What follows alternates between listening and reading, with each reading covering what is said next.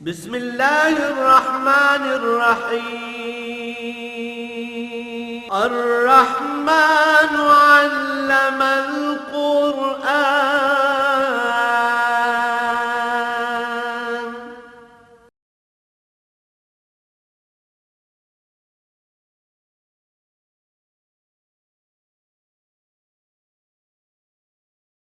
الحمد للہ رب العالمین والصلاة والسلام علی حبیبہ محمد وآلہ وصحبہ اجمعین۔ اعوذ باللہ من الشیطان الرجیم، بسم اللہ الرحمن الرحیم۔ الم تر الی الذین یزعمون انہم آمنوا بما انزل الیک وما انزل من قبلک یریدون ان یتحاکموا الی الطاغوت وقد امروا ان یکفروا به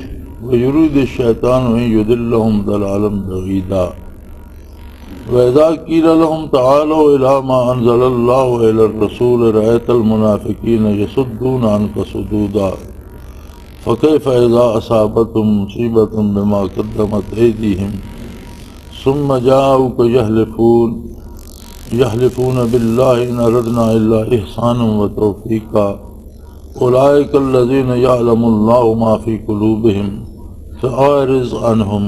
وغضہم وقل لہم فی انفسہم قولا بلیغا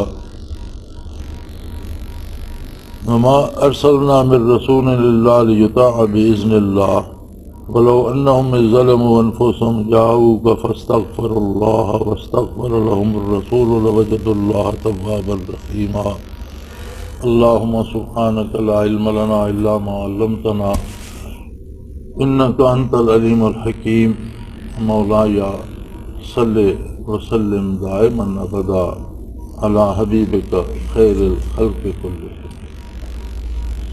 قرآن حکیم اللہ کریم کا ذاتی کلام ہے اور اپنے نزول سے لے کر قیامت تک کے لیے ساری انسانیت کی رہنمائی کے لیے اور ہر قسم کے ماحول اور معاشرے میں اللہ کا راستہ دکھاتا ہے اور ایسے مضامین زیر بحث لاتا ہے جو پرانے نہیں ہوتے۔ ہم یہ سمجھ سکتے ہیں اس آیت کریمہ سے کہ بے شک اس میں ہمارے آج کے حالات ہی زیر بحث ہیں۔ فرمایا میرے حبیب، آپ ایسے لوگوں کو دیکھتے ہیں جو دعویٰ تو یہ کرتے ہیں کہ جو کچھ آپ پر نازل ہوا وہ ہم مانتے ہیں، اس پر ایمان لاتے ہیں، اور جو آپ سے پہلے کتابیں نازل ہوئیں ان کو بھی اللہ کی کتاب مانتے ہیں، ان پر ایمان لاتے ہیں۔ کہتے تو یہ ہیں، خود کو مسلمان ظاہر کرتے ہیں، مسلمان کہلواتے ہیں، دعویٰ یہ کرتے ہیں کہ ہمارا قرآن پر بھی ایمان ہے، پہلی کتابوں پر بھی ایمان ہے، لیکن یریدون ان یتحاکموا الی الطاغوت، اپنے فیصلے جو ہیں وہ طاغوت سے کرواتے ہیں، ان لوگوں سے کرواتے ہیں جو شیطان کے پیروکار، اپنے حالات، اپنے معاملات، اپنے ذاتی امور سے لے کر قومی امور تک اور ملکی امور تک فیصلے ان لوگوں سے کرواتے ہیں جو شیطان کے پیروکار ہیں۔ وقد امروا ان یکفروا بہ، حالانکہ اللہ کا حکم یہ ہے کہ شیطان کی اور شیطان کے پیروکاروں کی بات نہ مانی جائے، یعنی جہاں تک اللہ اور اللہ کے رسول کا حکم ہے تو وہ یہ ہے کہ نہ شیطان کی بات مانی جائے، نہ شیطان کے پیروکاروں کی، کفار و مشرکین کی بات مانی جائے، بلکہ مسلمان اپنا فیصلہ اللہ اور اللہ کے رسول کے حکم کے مطابق کرے۔ لیکن یہ ایک عجیب قوم ہے جو یہ دعویٰ کرتے ہیں کہ ہم اللہ پر ایمان لاتے ہیں، ہم مسلمان ہیں، حضور کو خاتم النبیین مانتے ہیں، قرآن کو اللہ کی کتاب مانتے ہیں، بلکہ کہتے ہیں کہ ہم جو پہلی کتابیں نازل ہوں، جو پہلے انبیاء تشریف لائے،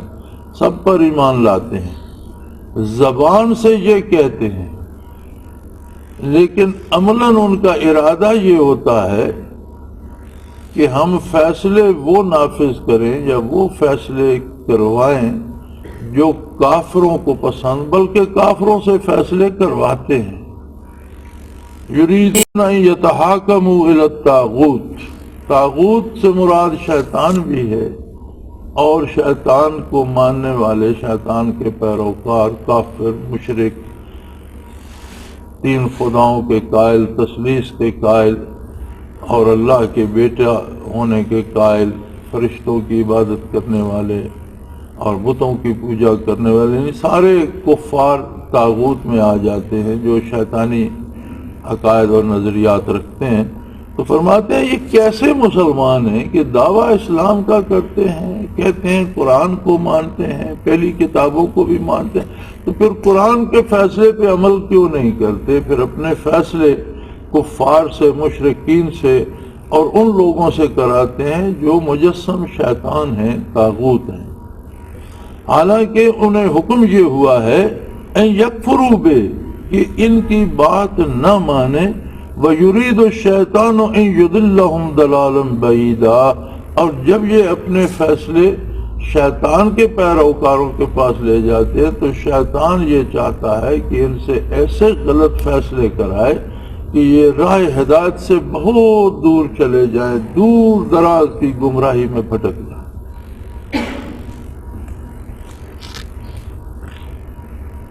ہمارے حکمران کہتے ہیں کہ دین پرانا ہو چکا، یہ قدامت پسندی ہے، اور یہ کفار سے فیصلے کرانے کو روشن خیالی کہتے ہیں۔ قرآن کے فیصلوں پہ عمل کیا جائے تو یہ تو 1400 سال پرانی کتاب ہے، وہ حالات گئے، وہ زمانے گئے، وہ لوگ گئے، وہ بین الاقوامی صورتحال گئی، تو اب تو ہمیں اسی دنیا میں اور انہی لوگوں کے ساتھ مل کر رہنا ہے۔ لیکن یہ بھول جاتے ہیں کہ یہ دنیا آج گلوبل ولیج نہیں بنی۔ قرآن حکیم نے آج سے 1450 سال پہلے ساری انسانیت کو مخاطب فرمایا ہے۔ آقا نامدار حضرت محمد الرسول اللہ صلی اللہ علیہ وسلم نے ساری انسانیت کو مخاطب فرمایا ایھا الناس انی رسول اللہ الیکم جمیعا، اے اولاد آدم تم جہاں کہیں بھی ہو روئے زمین پر،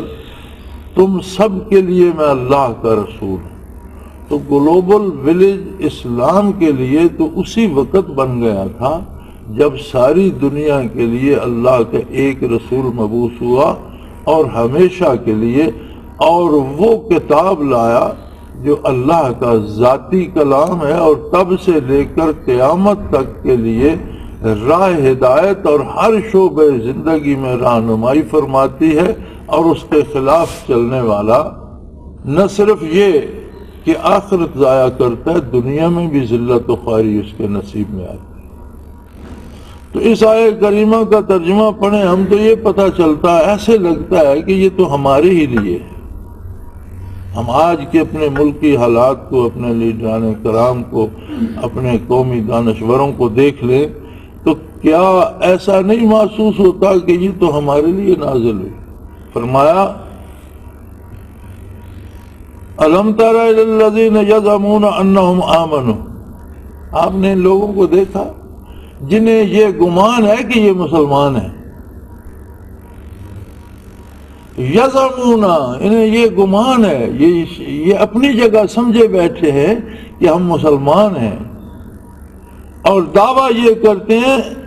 انہم آمنوا بما انزل الیک وما انزل من قبلک، ہم آپ پر جو قرآن نازل ہوا اسے بھی مانتے ہیں، اور جو پہلی کتابیں نازل ہوئی انہیں بھی مانتے ہیں، آپ کی نبوت کا بھی اقرار کرتے ہیں، اور انبیاء سابقہ کی نبوت کا بھی اقرار کرتے ہیں، لیکن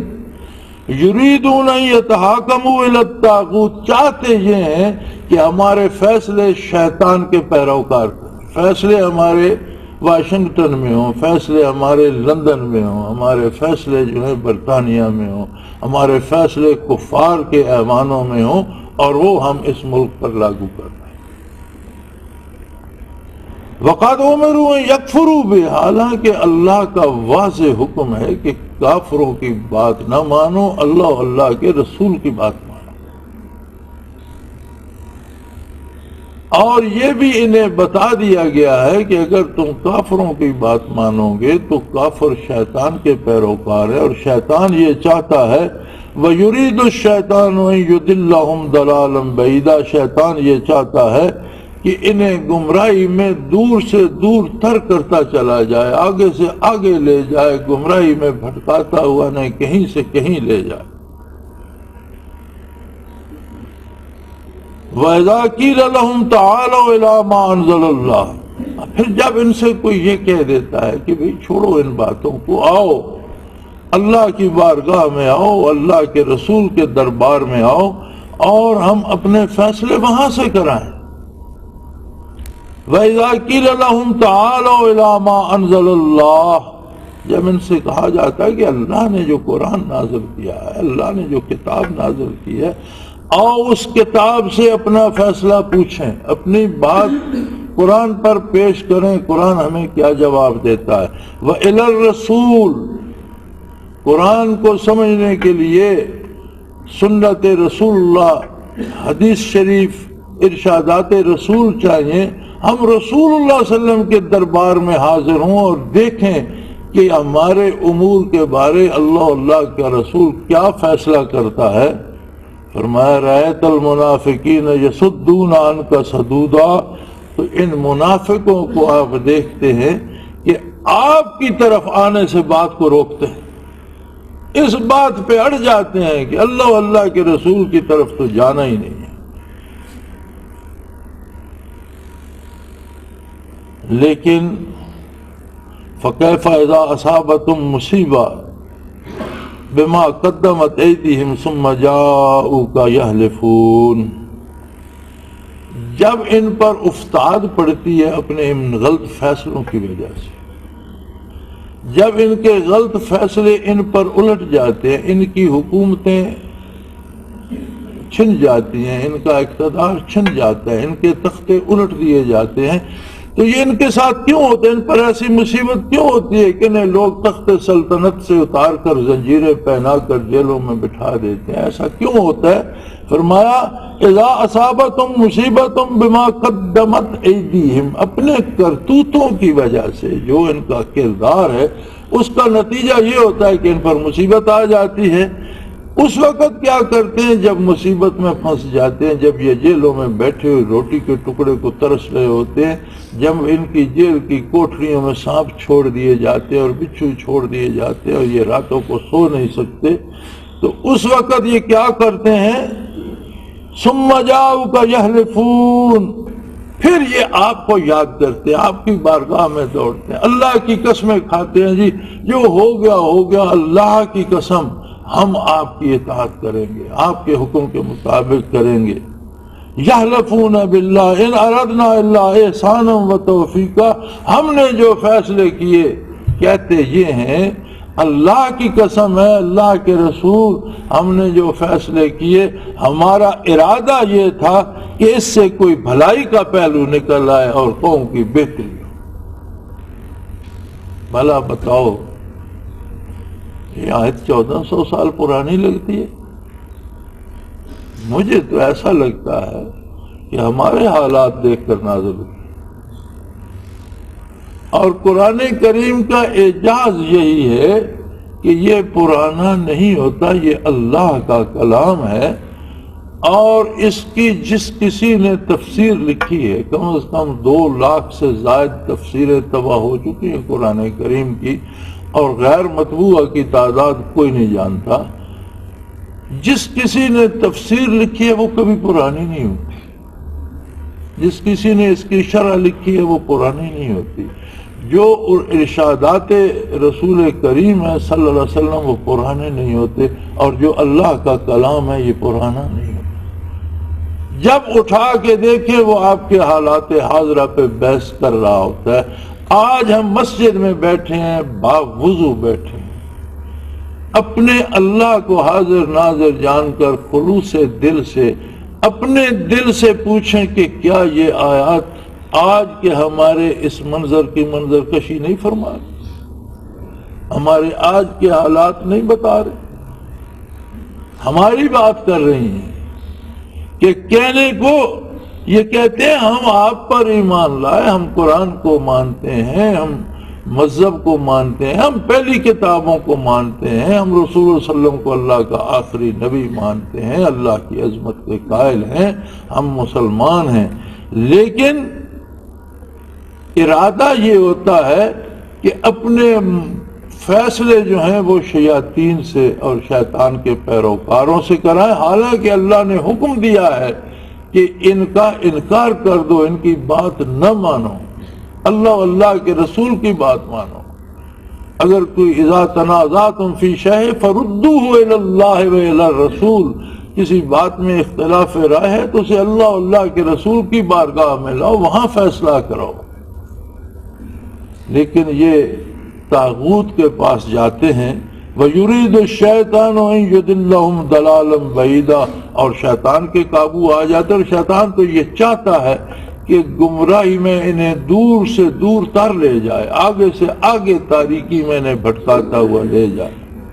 اور جب انہیں کہا جاتا ہے تَعَالَوْا إِلَىٰ مَا أَنزَلَ اللَّهُ وَإِلَى الرَّسُولِ، آؤ بھائی اللہ نے جو قرآن نازل کیا اس کے مطابق فیصلہ کر لیتے ہیں، اللہ کے رسول کی بارگاہ میں حاضر ہوتے ہیں، سنت اور حدیث کے مطابق فیصلہ کر لیتے ہیں۔ رأیت المنافقین یصدون عنک صدودا، آپ منافقوں کو دیکھتے ہیں کہ آپ کے پاس آنے سے روکنے کے لیے اپنا سارا زور لگا دیتے ہیں، نہیں بھائی ادھر مت جاؤ۔ ہمارا بڑا مارکت الآراء مسئلہ بنا ہوا ہے گجز کی بحالی کا۔ ایک شخص نے غیر قانونی غیر آئینی طریقے سے ججوں کو برطرف ہی نہیں کیا، 6 مہینے قید میں بھی رکھا۔ حکومت بدل گئی، نئی حکومت نے اس بات پر ووٹ لیے کہ جی ہم یہ ظلم جو ہے یہ مٹا دیں گے اور ان کو بحال کر دیں گے۔ اس دفعہ ووٹوں کا جو ٹرن اوور تھا، یعنی جتنے لوگوں نے ووٹ دیے، اتنے ووٹ میری یاداشت میں پاکستان بننے سے لے کر آج تک لوگوں نے پول نہیں کی۔ ہمارا تو یہ 25-26% لوگ ووٹ دیتے تھے، بلکہ پچھلے الیکشن میں تو 15-16 پر آ گئے۔ اس میں 60% سے زیادہ لوگوں نے ووٹ دیا۔ ہر ووٹر سے آپ پوچھ لیں کہ آپ نے جو ووٹ دیا ہے کیا کسی فرد کو حکمران بنانے کے لیے دیا ہے یا جو ظلم ہوا ہے عدلیہ کے ساتھ اس کو مٹانے کے لیے دیا ہے؟ ہر ووٹر کہے گا کہ یہ ظلم ختم ہونا چاہیے۔ جنہوں نے ووٹ لیے ہیں، ایک کام نیا کرنے کے لیے تو مشکلات ہوتی ہیں، ایک غلط کام غیر قانونی غیر آئینی طاقت کے زور پر ایک بندے نے کر دیا، اب اس کے ہاتھ میں بندوق نہیں ہے، اب طاقت اس کے پاس نہیں ہے، اب نئی حکومت بن گئی تو ان کی طاقت اس غلط کو صحیح نہیں کر سکتی، اس کے لیے اب قانونی مشورے ہو رہے ہیں، آئینی ماہرین۔ کس نے آئینی ماہرین سے مشورہ کیا تھا ججوں کو برطرف کرنے کے لیے؟ یعنی غلط کام کرنے کے لیے مشورے کی نہیں طاقت کی ضرورت ہے، تو غلط کو صحیح کرنے کے لیے بھی مشورے کی نہیں قوت ایمانی کی ضرورت ہے، ارادے کی ضرورت ہے۔ کتنے ارب کہتے ہیں یہ پتہ نہیں کتنے اربوں روپے جی اس حکومت نے قرضے معاف کر دیے، اور تیل کی قیمتیں بڑھا رہے ہو، مہنگائی لا رہے ہو، کاشتکاروں پہ چھاپے مارے جا رہے ہیں۔ یہ ذخیرہ اندوزی ہے، جنہوں نے سال جان ماری ہے اور کچھ غلہ اگایا وہ ذخیرہ اندوز ہیں، اور جو پچھلے 5 سال سے خرید کر وسط ایشیا تک سمگل کرتے رہے، وہ ذخیرہ اندوز نہیں ہے، وہ چھاپے مارنے والوں کے سربراہ ہیں۔ تو آپ اس طرح کرو گے تو آئندہ لوگ گندم بیجنا چھوڑ دیں گے۔ اور وہ جو اربوں معاف ہوئے وہ وصول نہیں ہوتے، وہ کیوں نہیں وصول کرتے ہو؟ جن کے معاف ہوئے وہ پھر اسمبلی میں بیٹھے ہیں، ان سے کون وصول کرے؟ یہ تو بتاتے ہیں حکمران کہ اربوں معاف ہو گئے جی، اور ملک کنگال ہو گئے اور مہنگائی ہو گئی، تو وہ اربوں واپس لے لو نا۔ ان کے پاس کوٹھیاں ہیں، کاریں ہیں، بنگلے ہیں، 3-3 4-4 ہزار مربع زمین ہے، اور ان سے واپس لے لو، ان کی زمینیں نیلام کر دو، کوٹھیاں نیلام کر دو، ان سے پیسے قوم کے واپس لو، بجائے ان سے واپس لینے کے غریب پر مزید چڑھائی کی جا رہی ہے کہ اس کی کھال اتارو۔ یہ کیا ہے؟ یہی بات تو قرآن کریم بتا رہا ہے کہ دعوے اسلام کے کرتے ہیں، جب فیصلے کی باری آتی ہے تو کفار سے فیصلے کراتے ہیں، اور جب کہا جائے کہ آؤ بھائی اللہ و اللہ کی بارگاہ میں آ کر فیصلہ کریں تو یہ منافق، یہاں قرآن نے کہا ہے ایسے لوگوں کو رأیت المنافقین، ان منافقوں کو آپ دیکھتے ہیں یہ سارا یصدون عنک صدودا، سارا زور لگا دیتے ہیں کہ نہیں بھائی اس طرف نہیں جانا، ساری زندگی دین کی مخالفت کرتے ہیں، جب مر جاتے ہیں تو شہید ہو جاتے ہیں۔ کیسی عجیب بات ہے کہ زندگی میں دین پہ طنز کرتے ہیں، زندگی میں دین کا نام لینے والے کو دہشت گرد کہتے ہیں، زندگی میں نماز پڑھنے والے کو باغی کہتے ہیں، دہشت گرد کہتے ہیں، مٹا دو، مار دو، قتل کر دو، مساجد اجاڑ دو۔ اسلامی ریاست میں مساجد کو اور طلباء کو اور پڑھنے والی ہزاروں بچیوں کو توپوں کی نظر اور بموں کی نظر اور گیس شیلز کی نظر کر دیا گیا، اور ایسے بم مارے گئے جن سے فضا میں آگ پیدا ہو جاتی ہے، ساری عمارتیں اور بندے جل کر راکھ ہو۔ کہاں؟ اسلام آباد، شہر کا نام ہے اسلام آباد، جہاں مساجد برباد کی جا رہی ہیں، اور جب مرتے ہیں تو شہید ہو جاتے ہیں۔ پتہ نہیں مر کے کیوں ادھر گھستے ہیں، یہ سمجھ نہیں آتی۔ روشن خیالی تو یہ ہے کہ روشن خیال قوم ہے تو مردے کو، ایک پرانی عادتیں انہوں نے چھوڑ دی ہیں کہ مردے کو قبر میں ڈالو اور مٹی ڈال دو اور اسے مٹی کھاتے ہی رہے، یہ پرانی باتیں ہیں۔ روشن خیال تو بجلی کی بھٹی میں ڈالتے ہیں اور پیچھے سے بجلی چھوڑتے ہیں ہائی وولٹیج، اور وہ اتنی سی راکھ بنتی ہے۔ تو روشن خیالو، شہید ہونے کی بجائے ان بجلی کی بھٹیوں میں جاؤ، تم کیوں قبروں میں رسوا ہوتے پھرتے؟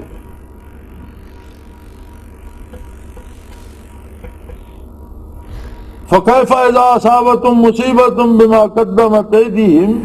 آخرت تو آخرت، دنیا میں بھی آپ دیکھتے ہیں کہ جب ان سے اقتدار چھن جاتا ہے، ان پر مصیبت پڑتی ہے، حکومتیں چلی جاتی ہیں، انہیں جیلوں میں ٹھونس دیتے ہیں، ثُمَّ جَاءُوكَ يَحْلِفُونَ بِاللَّهِ، پھر یہ آپ کی طرف متوجہ ہوتے ہیں، اللہ کی قسمیں کھاتے ہیں کہ یا رسول اللہ، ہم نے تو جو کوشش کی تھی وہ ہمارا ارادہ تو ملک اور قوم سے احسان کرنے کا اور موافقت کرنے کا تھا، اتفاق و اتحاد پیدا کرنے کا تھا، قوم میں یگانگت پیدا کرنے۔ یہ کون سی قومی یگانگت ہے کہ ساری قوم کو ڈاکوں پہ لگا دو قوم اتفاق ہو جائے گا؟ ساری قوم کو بدکاری پہ لگا دو کہ اس میں قومی اتفاق ہو جائے گا؟ کبھی برائی پہ جمع ہونے کو اتفاق کہا گیا ہے؟ ظلم پہ جمع ہونا اتفاق و اتحاد پیدا کرتا ہے؟ اتفاق و اتحاد ہوتا ہے نیکی اور بھلائی پر،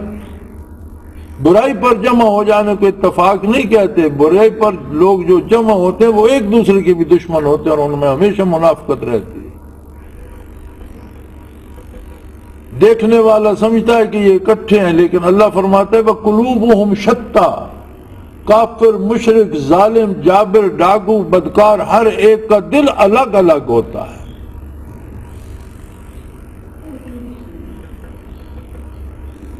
اولئک الذین یعلم اللہ ما فی قلوبہم، فرمایا میرے حبیب یہ ایسے لوگ ہیں ان کے دل کی گہرائیوں میں جو کچھ ہے اسے اللہ جانتا ہے۔ یعنی جو اللہ کریم جانتا ہے وہ لوگوں پہ ظاہر نہیں ہے، ورنہ لوگ تو ملک چھوڑ کر بھاگ جاتے ہیں۔ لوگ انہیں دیکھ کر گلیاں خالی کر دیتے کہ یہ کون سی نسل کے درندے آ رہے ہیں. یہ کچھ تو وہ ہے جو ان کے منہوں سے نکلتا ہے، ان کے کردار سے ظاہر ہے. جو کچھ ان کے دلوں میں چھپا ہوا ہے فرمایا وہ اللہ جانتا ہے. اگر لوگوں پہ منکشف کر دے تو لوگ تو انہیں دیکھ کر بھاگ جائیں. پھر ان کے ساتھ کیا کیا جائے؟ فرمایا میرے حبیب فَأَعْرِضْ عَنْهُمْ، میرے حبیب ان کو بھول جائیے. میں جانوں اور یہ جانوں.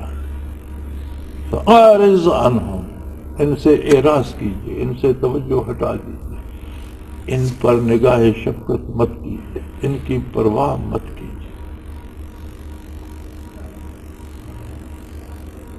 اور جو شخص اس آیت کی زد میں آ گیا، جس سے اللہ کریم اپنے حبیب صلی اللہ علیہ وسلم کو فرما رہے ہیں کہ اعراض کریں، دنیا و آخرت میں اس کے لیے کوئی جائے پناہ نہیں.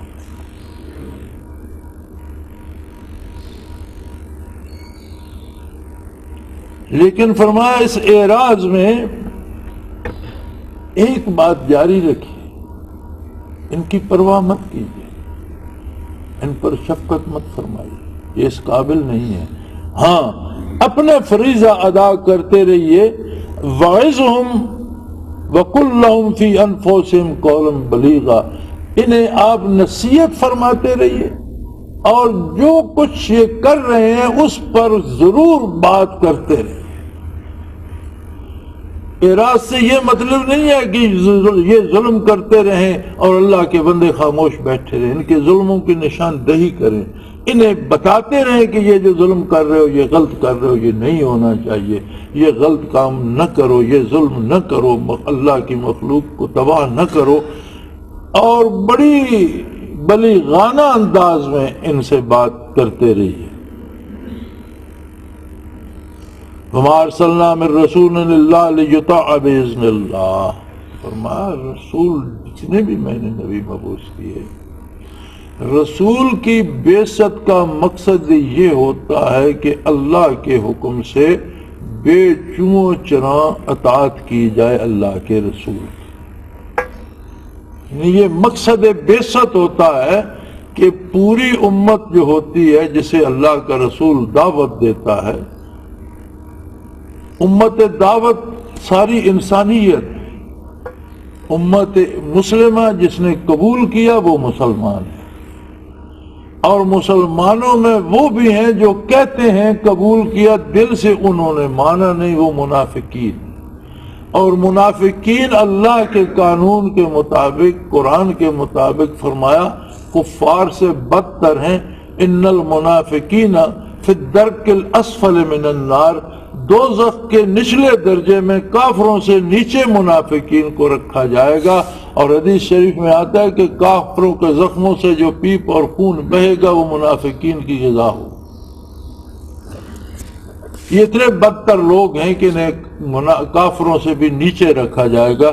فرمایا وَمَا أَرْسَلْنَا مِن رَّسُولٍ إِلَّا لِيُطَاعَ بِإِذْنِ اللَّهِ،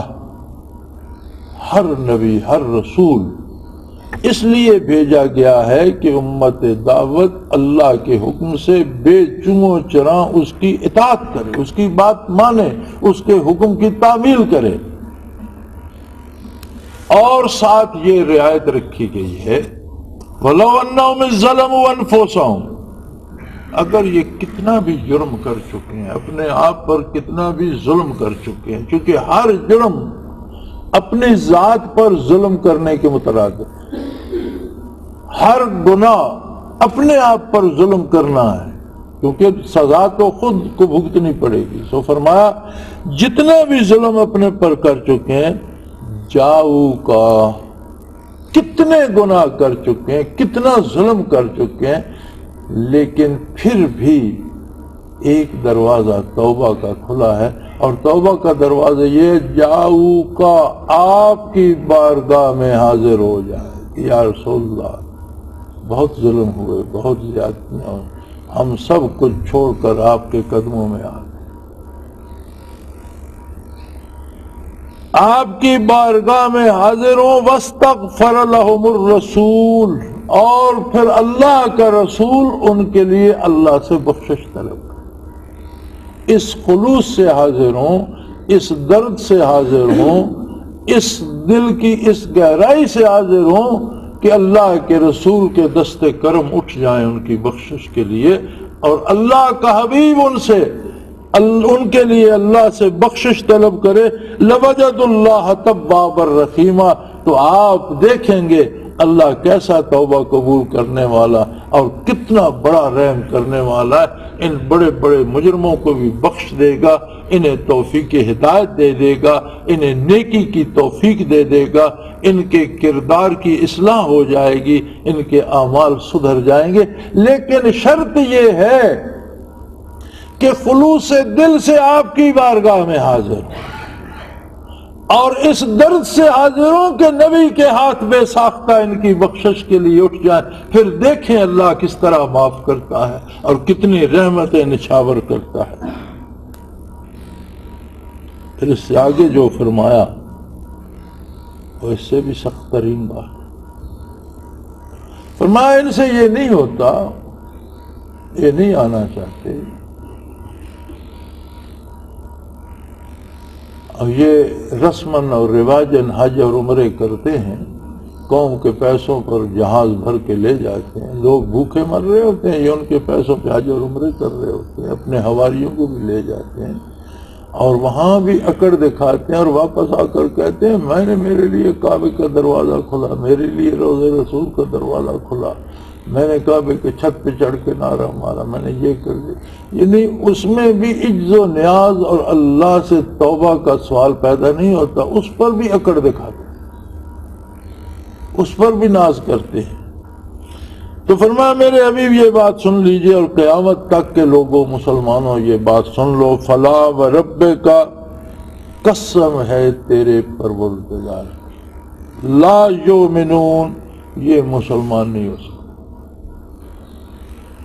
تیرے پروردگار کی قسم ہے میرے حبیب، یہ مومن نہیں ہو سکتے، یہ مسلمان نہیں ہو سکتے، یہ اسلام قبول نہیں کر سکتے۔ یا اللہ بالکل دروازہ بند ہو گیا یا کوئی راستہ ہے؟ فرمایا ایک راستہ ہے، حتی یحکموک فیما شجر بینہم، ایک راستہ ہے کہ یہ اپنے سارے فیصلے محمد الرسول اللہ کی بارگاہ سے کروائیں تو میں انہیں مسلمان مان لوں، صرف ایک راستہ ہے، ورنہ تیرے پروردگار کی قسم، اللہ نے اپنی قسم کھائی، اپنے اسم ذات کی قسم کیوں نہیں کھائی؟ رب کی قسم اس لیے کھائی کہ رب اور پروردگار وہ ہوتا ہے جو تربیت کرتا ہے، پالتا ہے، جو نظام کو چلاتا ہے، یہ صفت ربوبیت ہے اللہ کی۔ اس صفت کی قسم کھائی کہ اس میں ممکن نہیں ہے کہ کوئی فیصلے تو واشنگٹن سے کرائے اور وہ مسلمان کہلائے، نہیں، فیصلے اس کے آپ کی بارگاہ میں قرآن کے مطابق، سنت کے مطابق، حدیث کے مطابق ہوں گے، اور آپ کی بارگاہ میں عز و نیاز سے حاضر ہو اور اس درد سے حاضر ہو کہ نبی کے ہاتھ بے ساختہ اس کی بخشش کے لیے اٹھ جائے، میں بخش دوں۔ پھر فرمایا فلا و ربک، تیرے پروردگار کی قسم، لا یؤمنون، یہ مومن نہیں ہو سکتے، یہ ایماندار نہیں ہو سکتے، حتی یحکموک فیما شجر بینہم، جب تک یہ اپنے مسائل کے حل آپ کے قدموں سے تلاش نہیں کرتے، جب تک یہ اپنا حاکم آپ صلی اللہ علیہ وسلم کو نہیں مانتے، جب تک یہ فیصلے آپ سے نہیں کراتے، قسم ہے پروردگار کی یہ مومن ہو ہی نہیں سکتے۔ اور صرف یہ نہیں کہ آپ سے فیصلہ کرائیں اور قبول کر لیں، فرمایا نہیں، ثم لا یجدوا فی انفسہم حرجا مما قضیت، جو آپ فیصلہ کریں اس کے خلاف ان کے دل میں بھی کوئی ذرا برابر کھٹکھٹ نہ آئے، بالکل لا یجدوا فی انفسہم حرجا، کوئی معمولی سا اختلاف ان کے دل کی گہرائی میں بھی نہیں، یہ نہ ہو کہ زبانی کہتے رہیں جی ہمیں شریعت کا فیصلہ منظور ہے اور دل سے کڑتے رہیں گے یار یہ تو مصیبت پڑ گئی، اگر ایسا کریں گے پھر بھی مسلمان نہیں ہو سکتے۔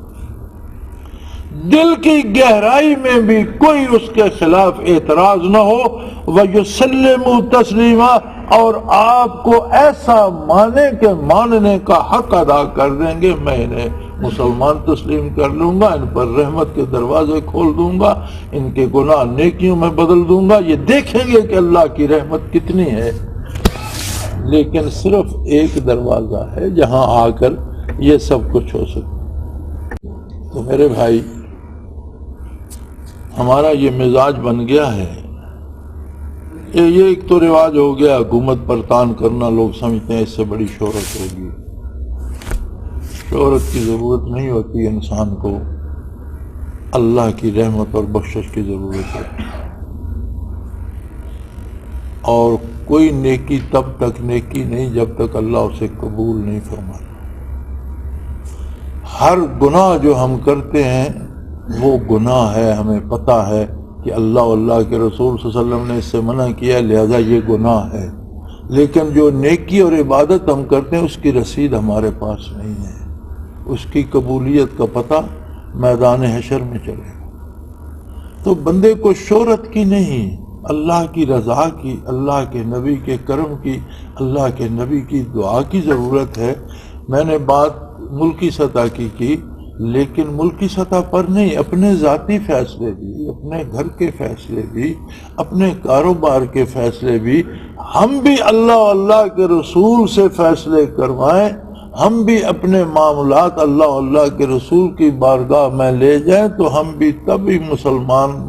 اللہ کے نزدیک تب مسلمان مانے جائیں گے۔ دنیا میں تو ہر کوئی دعویٰ رکھتا ہے اور دنیا سے چلا جاتا ہے، جانے والے کا معاملہ رب العالمین کے ساتھ ہے۔ اللہ ہر مسلمان کہلانے والے کو معاف کرے، لیکن یہ ہمارے کہنے سے تو نہیں ہوگا، ہر بندے کا معاملہ رب العالمین کے ساتھ ہے۔ تو میرے بھائی، کوشش کرو اپنے معاملات بارگاہ نبوی سے حل کراؤ، زندگی کو حضور کے اتباع پہ ڈالو، آپ کی اطاعت کو شعار بناؤ۔ اللہ سب کو توفیق عطا کرے اور قبول فرمائے۔ وآخر دعوانا ان الحمدللہ رب العالمین۔ اللہ اللہ اللہ اللہ اللہ اللہ اللہ اللہ۔